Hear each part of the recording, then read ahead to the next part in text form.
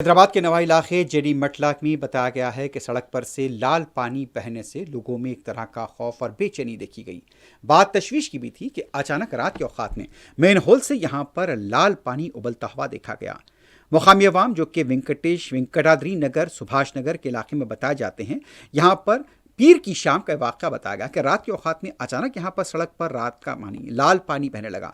लोग यहाँ पर खौफ के आलम में बाहर निकल आए और उनका यह कहना था कि आसपास की जो केमिकल्स की जो दुकानें या फैक्ट्री गोदाम हैं, वहां से यहाँ पर पानी बहाया जाता है और वो पानी अब उबल कर सड़कों पर आ गया है। ये केमिकल हैं और ये केमिकल अवाम की सेहत के लिए मुज़िर हो सकते हैं।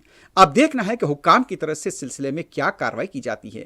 हालांकि लोगों का कहना था कि छोटे और मासूम बच्चे यहाँ पर रहते हैं, लेकिन जो केमिकल का जो लाल पानी यहाँ से बह रहा है उसको लेकर मुकामी अवाम में एक तरह की तशवीश और बेचैनी देखी गई है। अरबाब मजाज से यह अपील की गई कि फौरी सिलसिले में कार्रवाई की जाए।